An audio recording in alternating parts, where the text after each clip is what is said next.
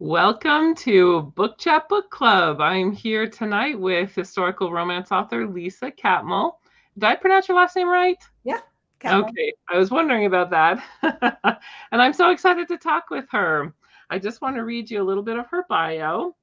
Lisa H. Catmull is the author of sweet contemporary and historical romances. Her books have been nominated for Swoony, Roan, and Whitney Awards. She earned a Bachelor of Art in English from Dartmouth College in New Hampshire and a Master of Education in Elementary Education from Utah State University in Logan, Utah. Lisa taught middle school English and history for 7 years before pursuing screenwriting and writing. She currently lives between a canyon and a lake in Utah with her husband, two cats, and two rambunctious children. So there's two things in there I want to ask you about. Did Sure. you love being in New Hampshire, especially in the fall? Oh, yes, for sure. Yeah, and I had a mountain bike, so I could just cruise and ride around and go anywhere I wanted. So it was amazing. Yeah. Wow. I've always wanted to go back there, but I haven't. Yeah. And In fact, the book I'm writing right now, the Sugar Creek, Vermont book, I'm using those experiences from living in New England to come up with that fake town of Sugar Creek, Vermont. So wow. Well, and it says you're a screenwriter too. How many screenplays have you written? I don't even know because I chucked most of them, like 10, 15. I don't even know. I worked with a writing partner for a few years and wrote some on my own, wrote some with, worked with a couple different writing partners, actually. Rob Hall, Dave Scouthen, in the LDS indie film world here in Utah Valley. Um, Mm, so um, not writing screenplays for that, but just that's how I got started. So. yeah. How come you chucked them? Because they were my very, very, very first writing. So, and I was moving over into books. So I lived in LA and I took screenwriting classes at UCLA Extension there and went to, a lot of screenwriting conferences there. And I just was all over the place. Like one was a historical from like 1600s based on my ancestor, Penelope Stout. She's got the coolest story. She was attacked and by Native Americans and she crawled into a log, she survived, and she's like the person, everyone in New Jersey was, she helped found New Jersey, and Abraham Lincoln and everyone in America's, descended from her. Not really, but she's got this amazing story. So I was writing a Penelope Stout screenplay. Then I was writing a sci-fi screenplay.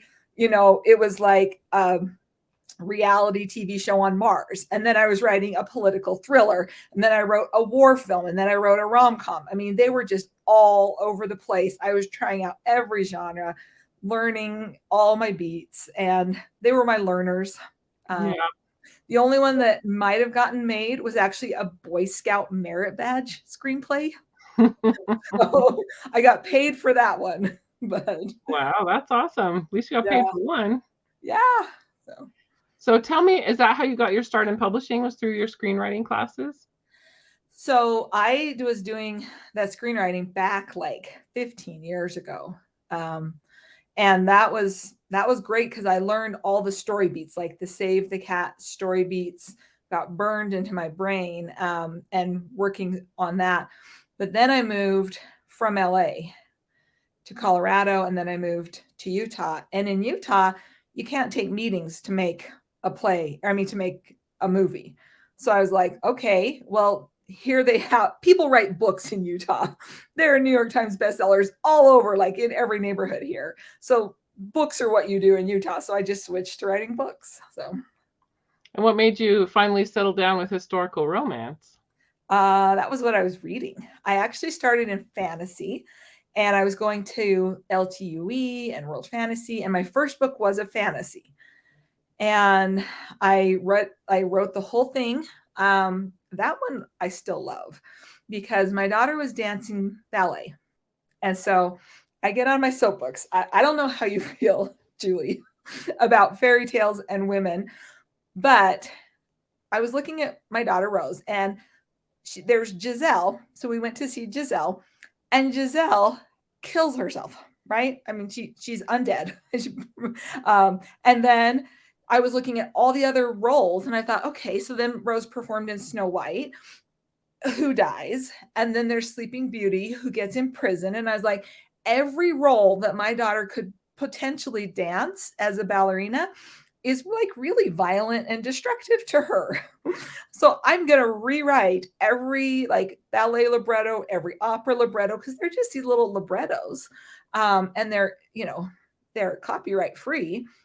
So I started rewriting Giselle in medieval Germany with dragons and magic, like the way it should have been, not her having to kill herself and then forgive the man who cheated on her. I was like, no, this is not okay story for my girl to learn. This is not how romances should be. Um, but then I went to a class with Dave Farland, and I was talking with him, and he's like, "Oh, you need to indie publish. Like you've got to indie publish." And so then I looked at indie publishing, and I realized, wait, everything on my phone is a contemporary or a historical romance, and almost all of them are historical romances. Like I cannot promote myself as a fantasy author, right? I'm reading romances, so I'm like, write what you know. So then I decided to write the historical romances because I was reading.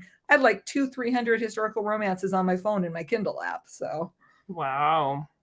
Well, how many books do you have out now? so right now there are 8. I just put one out on Monday, and number 9 comes out November 15th. Wow. Are they novellas or full novels? So there are 6 in the Victorian Grand Tour series. And then number 7 is the novella that is in one of the Mirror Press, the Timeless Victorian Collection anthologies. So that one's a novella.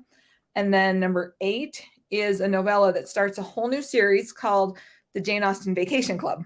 I'm super excited because that's a series of full-length novels, but this is like the How It All Begins prequel. So it's just a fun little, like almost 100-page snapshot story. And then book number 9, for contrast, is 462 pages.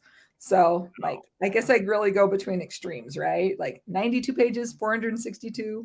So that will be my longest book that comes out in November. And that one starts the Sugar Creek, Vermont series. And there's 6 authors, and we each write one book per season. So seasons of Sugar Creek. So we're all writing a holiday book, and then we'll all write a fall in New England book, then a summer book, then a sugar tapping maple sugar season book, and then a New Year's in New England book. So 462 pages. That's epic. I know. And that's with the like cut out. Like chapters have been cut from that. It's got 2 Wow. twins. I mean, so there's a love story for both twins, and the twins are part of a family with 6 brothers who are wanting to get involved in every conversation, and it just adds some extra pages when everyone's chiming in with opinions on everything, and there's 2 love stories. And Yeah. Yeah. Wow. Now, you were in the anthology from Timeless Romance for An Autumn's Kiss. yes, Where did you get the idea for your story? well, that one was so much fun. So Heather Moore approached me about joining that anthology right before I was going on a trip to England. And I was going in November. And when I went over to England, and knowing in my head, like, okay, I'm going to be writing this Autumn Kiss story. And everything was still, the fall leaves were still changing. There was greenery on the trees. None of the fall leaves had fallen. Like it felt like autumn. It looked like autumn. I was like, climate change, like here we are, like it's still autumn and it's like mid-November. So I went down to Laycock, which is this adorable little town that's been preserved as an English village. And so the government has actually preserved it. Like you're not allowed to build regular anything in this village. So it's been preserved. And they actually have filmed scenes from Harry Potter, from Emma, from Pride and Prejudice, Cranford, Downton Abbey, Wolf Hall. Like when you think of that one village you saw in that movie, it might be Laycock. Like the dungeon in Harry Potter is in Laycock Abbey. So I was walking through this village and I was like, this is my village. And Laycock Abbey, I was like, this is where she lives. I can see it. There was this green grass, and then it would dip down and then the sheep were over there, but it would like hide where the sheep were grazing. Like it was just really cool because the sheep were there, but they had these clever ways of doing things. And then I went to the Sydney Pleasure Gardens in a different city, Bath, which I got in trouble for calling it Bath, Bath. And if you've ever seen, let's see, I wrote down her name, Lady Danbury's house. Okay, so I watched the second season of Bridgerton because people told me that they liked that one better than the first. So I watched the second season. So Lady Danbury's house, I noticed they showed it a bunch. That is the Sydney Pleasure Gardens. That's the front of it. And then behind it, there's this huge garden. And what was crazy was in the middle of this beautiful garden, there was a train going through the middle, train tracks, like sunk down with a bridge crossing it. And there was a canal next to it. I was like, what on earth? And so they had built the canal first, and then they had built the rail line right next to it. And I just thought, okay, so we're writing like garden books. What would happen if you took Laycock, this amazing, like this abbey with this big, like greenery where you go out and the sheep are grazing and these amazing gardens. And then someone told you they were going to run a rail line right through the middle of your garden. So I thought, okay, this would be an amazing conflict. So I decided to have a baroness who would own this abbey and would have to make this choice. Would she allow this? Because the Victorian era, what I love is that conflict and tension between the aristocracy and the gentry who used to have all the money and all the power, and then the rising power of the factory owners. And they're starting to get more power. They are the ones who are starting to have the money and have the influence. And so you've got like this factory owner and the whole village that she's in charge of as the baroness, kind of, she feels responsible, but they all have their jobs in the factory. And if she doesn't allow this train through her garden, her beautiful rose garden that, you know, she has all her memories of her parents there, this factory's not going to go. It's going to leave. And then everyone in the village won't have jobs. And so there's this tension between these two power players. And what if they were secretly in love with each other too, right? So Right, you throw that in there. yeah. So I got so excited. And it turns out that Jane Austen lived across the street from the Sydney Pleasure Gardens. So I was just like, can this get any better? She used to take walks there. You can read in her journals that this was a place that she would go to in the Sydney Pleasure Gardens, a place that she knew and wandered around. So I was like, oh, come on. Jane Austen used to walk here. Like, I'm totally using this. Like, she may have seen this canal. So there's a canal in my story too. There's both a canal and a train. So Wow, that's amazing. So now it really seems like your heroine was always meant to be a strong character. And I love that she was strong throughout, even with the little romance blossoming. What if they were secretly in love with each other too, right? Exactly. I love that. Did you always plan that from the beginning? That she was a strong character, or? Yeah. Were you planning that from the beginning? Yeah. What I thought was interesting was that her parents had died. She's been alone for like 6 years. Yeah. And so she's got to make all these choices. And I wanted you to feel like the burden on her shoulders, that she's carrying all of this alone. That her parents, and so she's got to make all these choices. And I wanted you to. Sounds like we're getting. Yeah, we're getting some feedback. Sorry, I'm trying to fix that. I was like, is that from me or from you? No, I think it's from me. I think I fixed it. Sorry, go ahead. Oh, okay. Yeah. I just thought, because, you know, usually I read a story and it's the man who is the member of the aristocracy, the man who carries that burden for having the emotional and financial charge of an area. So when I was on tour in like when I went on this tour in England, we were driving because I wanted to go to Jane Austen's house in the Chawton Village. And we were driving and driving and driving. And I said, how much of this land belongs to this estate? oh, this does, and this does, and it still does. And we just kept going and going. And I had no idea the size of an estate.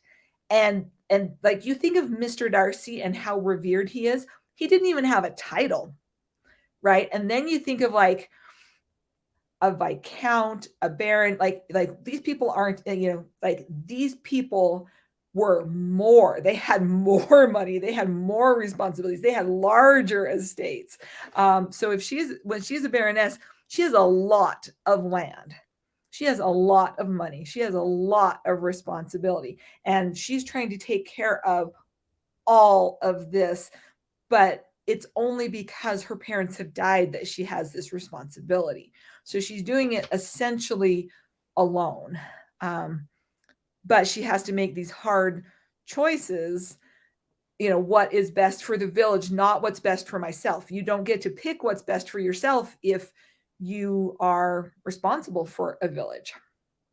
Yeah, it created a lot of great tension between them, I think.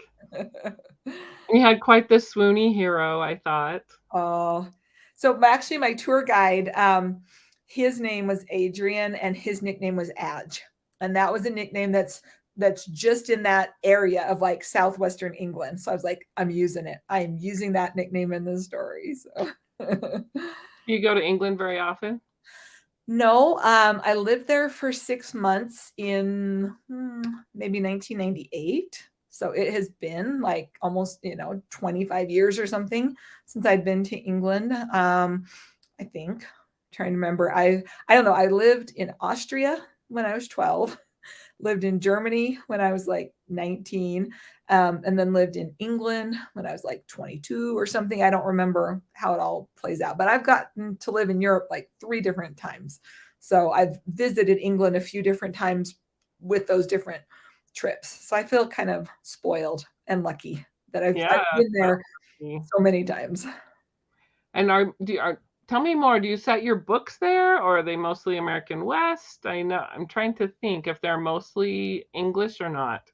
So the Victorian Grand Tour series goes all over Europe because I lived in Vienna. So the first one like starts over by Cambridge, because when I lived in England for those 6 months, I lived near Cambridge. So I'm like, this is the area that I know. Like, I know it gets foggy. I know how hard it is to drive. I know what the winters are like. I just kind of know the weather and things in East Anglia.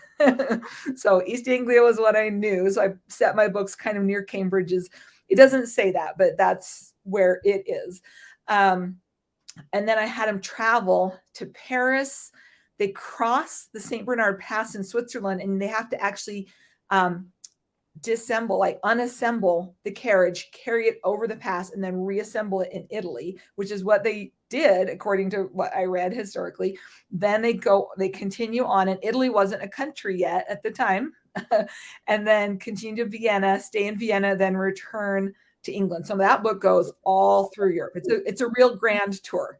I love the concept of a grand tour. Like, I wish I had a grand tour. Everyone should do a grand tour. Then book 2 is in Mainz, Germany, because I lived in Mainz for 3 months with Dartmouth College Study Abroad. And then book 3 starts in Mainz and then goes back to London. Book 4 is in London. Book 5 is back in Paris, and book 6 is in Versailles. So the grand tour ones are kind of all over the continent and back and forth. And then the Sugar Creek, Vermont ones are kind of close to New England where I lived. And then the Jane Austen series, the Jane Austen Vacation Club, is in Colorado because I lived in Colorado for several years, near Boulder. So it has some things on the Pearl Street Mall in Boulder and some things up in Loveland. And so I pick places that I know where I've lived. So Yeah, it sounds like they'd be really authentic since you've lived there. hopefully, right? Fingers Right. crossed. If you had to write in any other genre besides historical romance, would you go back to fantasy? I do love that whole series. I had a whole series of like 5 opera and ballet librettos all combined together. So I would love to write those. But I also have this really cool like YA series. It's like the BTS boy band, but they are secretly superheroes. Oh, wow. Um, so I love that idea too. And I'm like, oh, but I want to write that one someday. But I've looked at all the books I have mapped out to write, and it will take me about 10 years to write all the books I have planned out. So I'm like, oh, don't know if that one's ever going to make the cut. So How many books do you put out a year? last year I did 5. This year will be 4. So I have one book that's like written and edited, but I decided to change it from past tense to present tense. So that one will not come out until next year because I'm gonna redo that one. Yeah, that always takes a while. So, what's your writing process? You just draft? Do you have beta readers, alpha readers? Well, I have editors that are awesome. So first I do like who are my characters? What are their emotional scars? What are their thinking errors? What are their Clifton strengths? Because I love the Clifton strengths. But a lot of it, because I started in screenwriting, I call it like previs. So it's mostly that I am just thinking those scenes and I visualize them, I play them in my head over and over and over. And I just have this story and I try it one way, try it another, try it another, try it another. And that's going on while I'm maybe writing another book.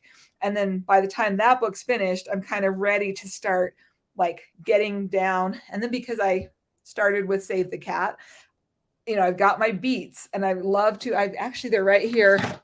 Get my cards, my little note cards that have got, what the scene is, what the goal, the conflict, the tension, the any seeds, what the affection, like the stages of 1 through 12. Are they holding hands, making eye contact, ready to touch the shoulder yet? Get it on the note cards and get all my note cards and all my beats planned out. And then when I'm writing a chapter, I just grab my note card and that's my chapter. So, and then I take it, I have 2 editors. I send out Michelle Page Holmes, who is amazing, and Lori Humphreys, and they do my first like developmental edit, and then do another like a proof edit. And my aunt edited for the Ensign for 10 years, and she's been editing like for, I don't know, 40 or 50 years. And so like the second pass, my mom will read it as a beta reader and an editor. My stepmom, who did cataloging for like 40 years, she will catch mistakes that all of the rest of us miss. Plus my aunt will read it. So I have like 5 sets of eyes on it, plus me, and I read it out loud to my husband.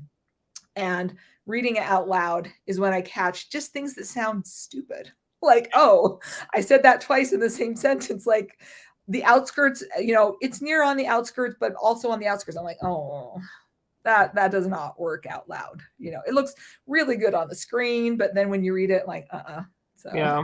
Reading out loud is the best. That's where I catch all the mistakes that nobody gets. yeah, it's amazing, right? Because my eyes glaze over when it's on the screen. So Right. Well, it sounds like you do a ton of research for your stories. Can you think of an interesting fact you came across while you were researching that you never knew before? oh my goodness. The trains are always just so much fun. I just love the trains. The factories are cool. I think what was interesting to me the most was going to Jane Austen's house because the Sydney Pleasure Gardens were across the street from where Jane Austen lived. And then I went to the Jane Austen Museum there in Bath. And then I went to just learning how large those estates were really and how much work it took. And I went to the Chawton estate that her brother owned and to the Jane Austen house. So it turns out that her books are really autobiographical. And I didn't understand that. Like her brother had this big estate in Chawton. But when she was living there in Bath, her dad died and they had to change locations. Like I went to several different places that she had lived in, different houses. So she wasn't able to afford the subscription to the pleasure garden. They had to move, and then they had to move to a different neighborhood that wasn't as nice, and they didn't have as much money. And it was, I think, I don't know, maybe 4 years before they moved to the house in Chawton that her brother provided for her. And in those 4 years, they had to cut back and they didn't have a lot of money. And so when I was, going to the museum there, the Jane Austen house, they said, and then she wrote Sense and Sensibility. Then she wrote this book about this woman who had brothers with money who, a brother with money who wouldn't give her money, right?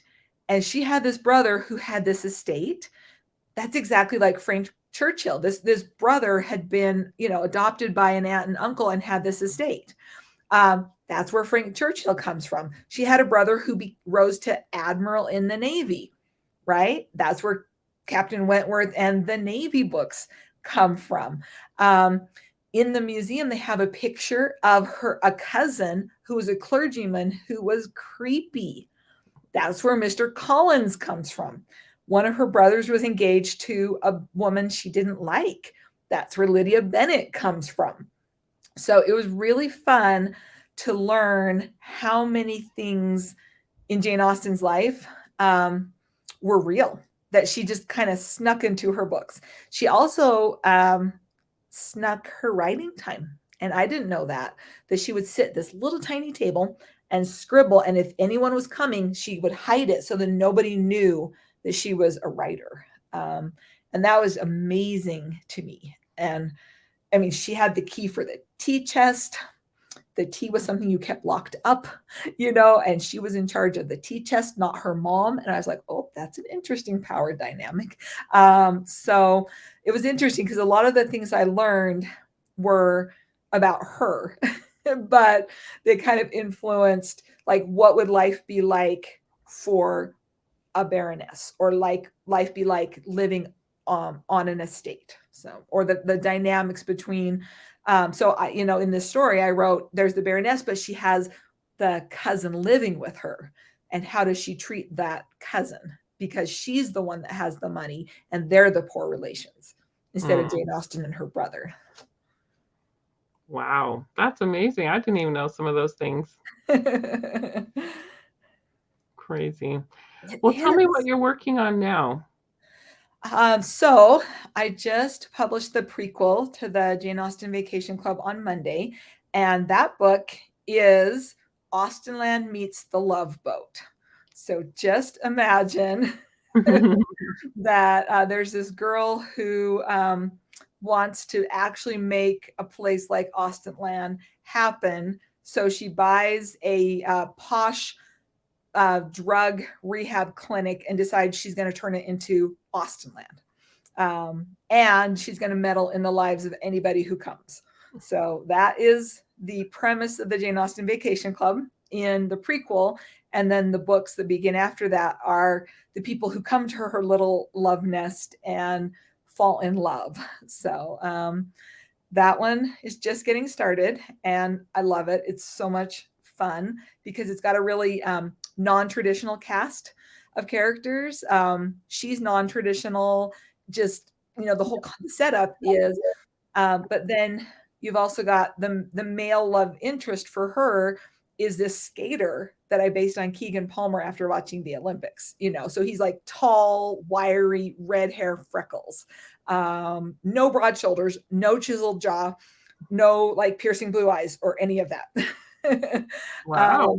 And then the butler that she hires for Austenland, hers is the Hartfield Regency Resort, is a woman from Fiji who is like used to be a rugby player, and and so it's completely different. And the cook that she hires is Hispanic and Swedish, and that's based on my uncle.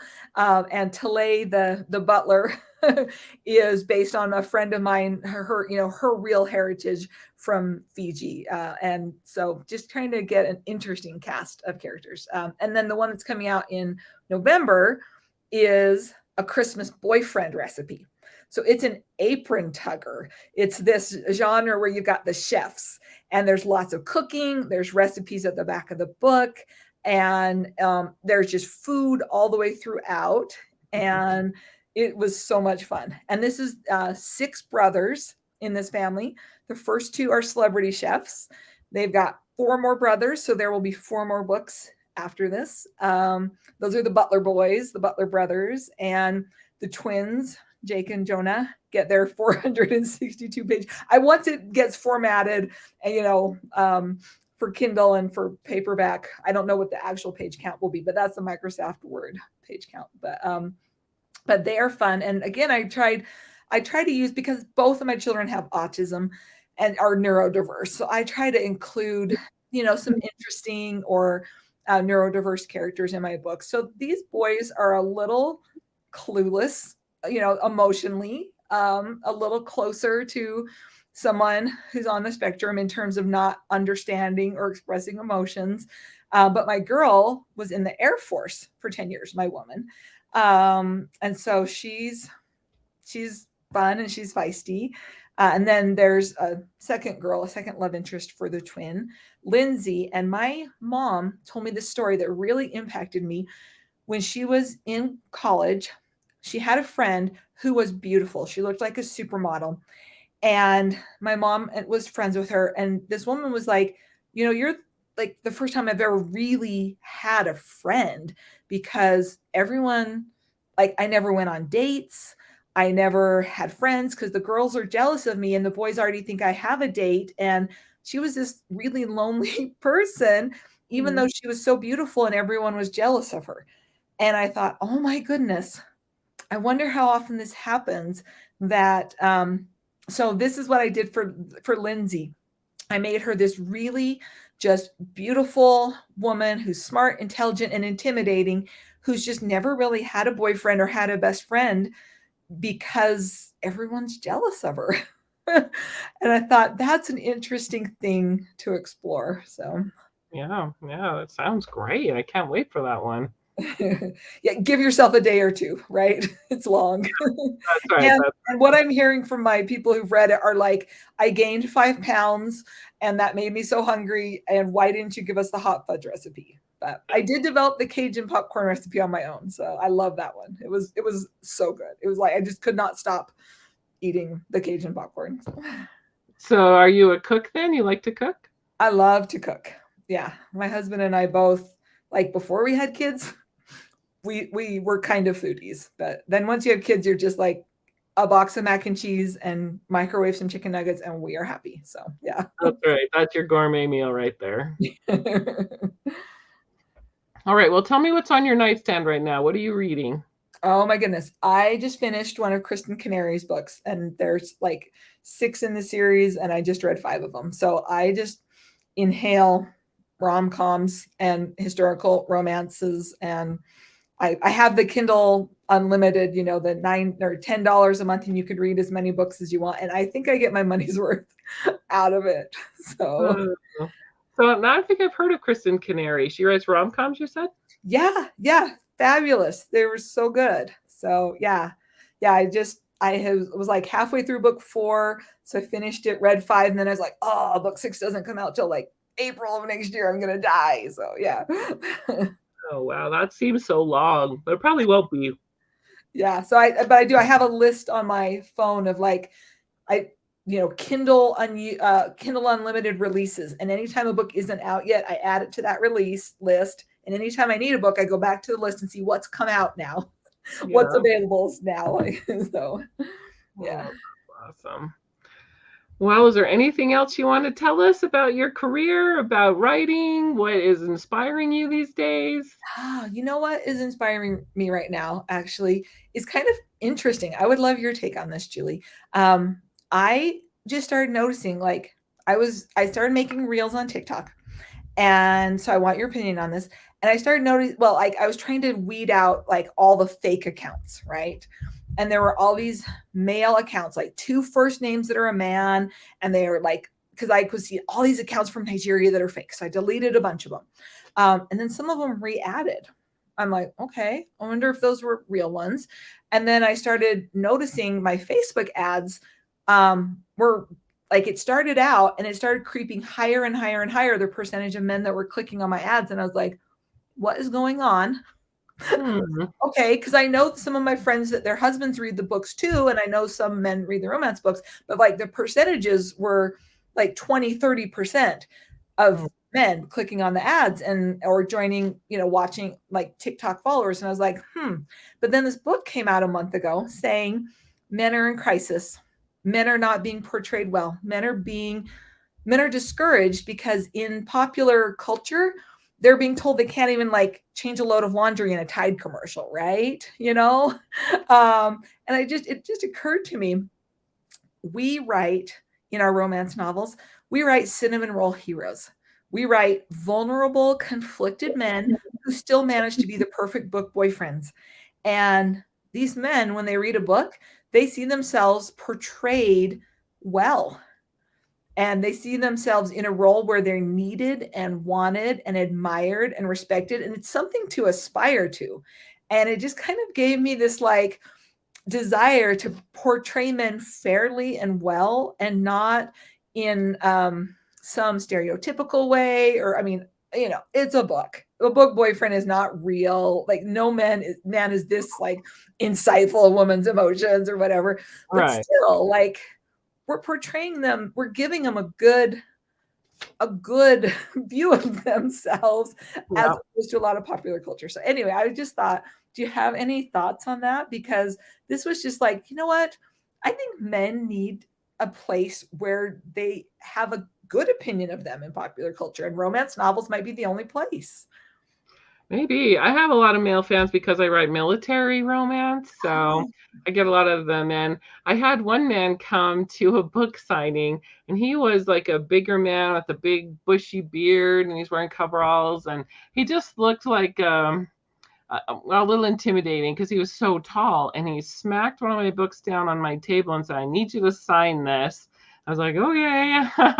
And then he said, "I just really appreciate that you don't have any mushy covers because I don't want to be embarrassed carrying around a mushy cover book." And he liked the military, and he was a trucker, and we had a really great conversation. But maybe you're right. Maybe men do need more of that role model type, and these qualities are admired in books like ours. right, like something aspirational. Yeah, So yeah. yeah, well, I love that military romance. That's a perfect place for them to read. A, yeah, and I love that those men are reading your books. That's really No cool. mushy covers here. No, no. Oh, that's funny. It's always great when you get, emails or letters or something positive from fans that read, and having a male do that is quite rare, I think, in the romance genre. So it's awesome. Yeah. I need to look at your TikTok again. I haven't looked for a little while. Are you doing like how often are you doing it? So I try to do a reel a day. I've taken like a week off this last week because I was trying to kind of make a push to get this book out. And so when I'm in my groove, I try and do a reel a day because they're kind of fun. They're like making movie trailers, Yeah, to yeah, try to capture just one chapter, just one scene, just one little snippet. It's yeah. really, really hard. Honestly, for me, making those reels is really, really hard, but it's kind of fun. I think they're fun to go back and to just watch them, because I'll have people comment, "Oh, I remember that scene," or "I remember that character," or "Oh, this is one of my favorite parts of the book," or Yeah, things like that. And so I'm like, yeah, it's just totally. fun. I mean, what is it, 15 seconds? Yeah, something like that. It's super short, but it is a lot of fun. Yeah, so I love scrolling those reels on TikTok, the ones that are like book teaser, book trailers, just little tiny bits of somebody's book. So Oh, I know. My to read list is getting so long. And even when I finish one, it's like there's 10 more I've added. So totally. crazy. Well, I have so enjoyed getting to know you a little bit better and chatting with you today. It's I so just, fun to talk. I love your books and your story and your style. And we really do need to go out to lunch sometime. That would be fun. Yes, Neaters is halfway between your house and mine. All right, it's a plan. Well, thank you so, so much for joining us. I appreciate it. And we will see you next month on Book Chat Book Club with Julie.